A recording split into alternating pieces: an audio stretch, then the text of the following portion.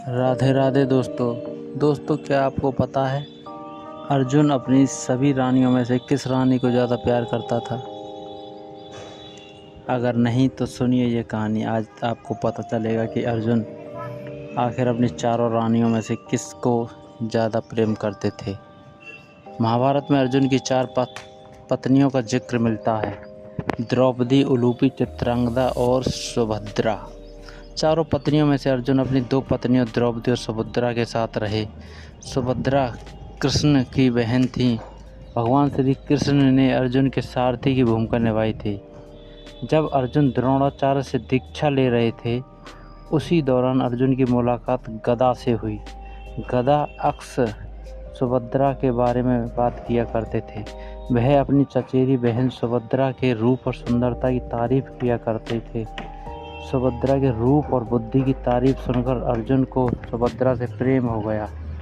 अर्जुन ने सुभद्रा के सामने विवाह का प्रस्ताव रखने की सोची, लेकिन इसी बीच अर्जुन ने अपने भाइयों के साथ स्वयंवर में द्रौपदी से विवाह कर लिया। युधिष्ठिर और द्रौपदी के साथ रहने के दौरान अर्जुन ने पत्नी की साझेदारी के नियम का उल्लंघन कर दिया, जिसके बाद 12 साल की लंबी तीर्थ यात्रा पर जाना पड़ा। इसी तीर्थ यात्रा के दौरान अर्जुन की मुलाकात नागा राजकुमारी उलूपी से हुई। नागा राजकुमारी ने अर्जुन को धमकी दी कि वह अगर उससे विवाह नहीं करते हैं तो वह कभी उसे अपने पास से जाने नहीं देगी। अर्जुन ने अपनी सहमति दे दी और उससे इरविन नाम की संतान पैदा हुई। इसके बाद अर्जुन मणिपुर की राजकुमारी चित्रांगदा के संपर्क में आए। मणिपुर के राजा ने अर्जुन से अपनी बेटी के विवाह के लिए स्वीकृति दी, लेकिन राजा की एक शर्त थी कि जो भी संतान पैदा होगी वह मणिपुर में ही रहेगी। अर्जुन की पत्नी और पुत्र बाब्रुवाहना दोनों मणिपुर में ही रहे, जबकि अर्जुन ने अपनी यात्रा जारी रखी। अर्जुन द्वारका पहुँचे, जहाँ श्री कृष्ण से मुलाकात होनी थी। अर्जुन को अपने वर्षों पुराने प्रेम सुभद्रा को भी ढूंढने की इच्छा थी। अर्जुन ने यति का रूप धारण किया और द्वारका पहुंच गए। हालांकि किसी ने अर्जुन को नहीं पहचाना, लेकिन श्री कृष्ण को एहसास हो गया कि अर्जुन पहुंच गए हैं। वह अपने करीबी दोस्त से मिलने के लिए तुरंत निकल पड़े। अर्जुन एक बरगद के पेड़ के नीचे ध्यानमग्न बैठे थे। तभी अर्जुन ने अपने दोस्त और गुरु श्री कृष्ण को अपनी तरफ आते देखा। इससे पहले कि श्री कृष्ण कुछ कह पाते, अर्जुन ने कहा, कृष्ण, आप जानते हैं मेरे मन में क्या चल रहा है। क्या आप मेरी उससे विवाह कराने में मदद नहीं करेंगे जिससे मैं प्यार करता हूँ? श्री कृष्ण को पता था कि अर्जुन और सुभद्रा के विवाह में सबसे बड़ी बाधा भाई बलराम बनेंगे।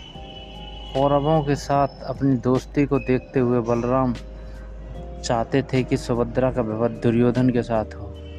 श्री कृष्ण ने अर्जुन से कहा, मैं तुम्हारी मुलाकात सुभद्रा से करवाता हूँ। अगर सुभद्रा भी तुमसे प्यार करती होगी तो मैं तुम दोनों के भागकर विवाह करने में मदद करवाऊँगा। अर्जुन ने कहा कि क्या यह नीच कृत्य नहीं होगा? तो कृष्ण ने जवाब दिया कि अगर सुभद्रा अपनी रजामंदी देती है तो क्षत्रियों में अपनी दुल्हन का अपहरण करना स्वीकार्य है।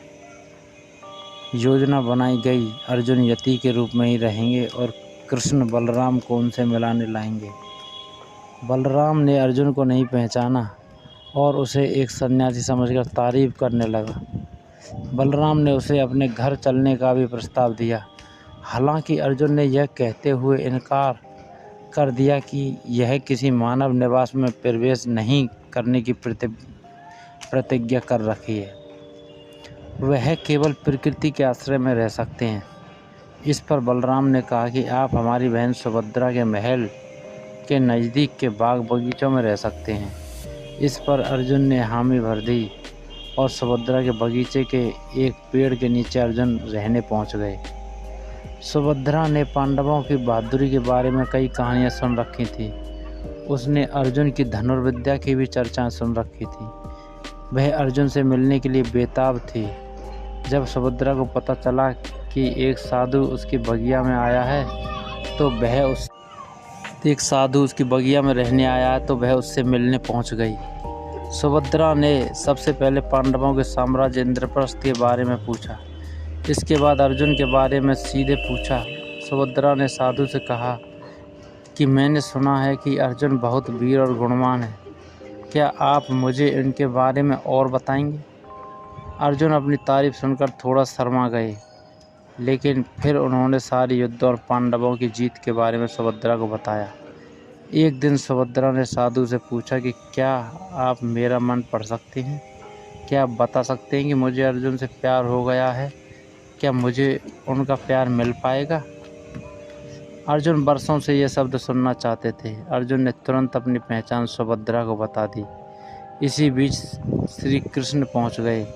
वह यह देखकर खुशी तो हो गए, लेकिन उन्होंने फिर से याद दिलाया कि वे दोनों केवल भागकर ही शादी कर सकते हैं। कृष्ण ने कहा, मैं तुम्हें अपना रथ दे दूंगा। सुभद्रा रोज रुद्र मंदिर में दर्शन करने जाती है, यहीं से तुम उसे अपने साथ इंद्रप्रस्थ ले जा सकते हो। सब कुछ योजना के मुताबिक हो रहा था, लेकिन सुभद्रा के साथ कुछ अंगरक्षकों ने अर्जुन को पहचान लिया और सबको आगाह कर दिया।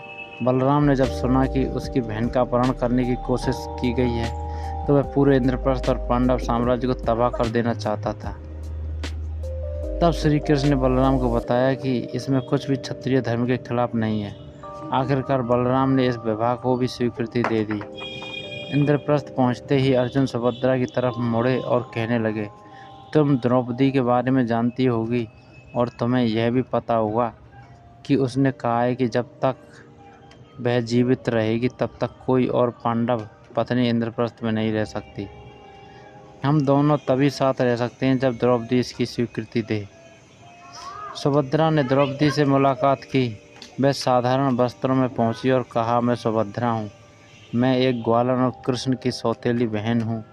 द्रौपदी के मन में श्री कृष्ण के लिए बहुत श्रद्धा थी।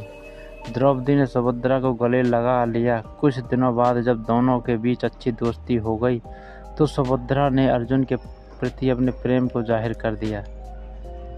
यह सुनकर द्रौपदी स्तब्ध रह गई, लेकिन द्रौपदी ने महसूस किया कि अर्जुन की खुशी सुभद्रा के साथ रहने में है। इसके बाद द्रौपदी ने अर्जुन और सुभद्रा को अपना आशीर्वाद दिया और दोनों साथ रहने लगे।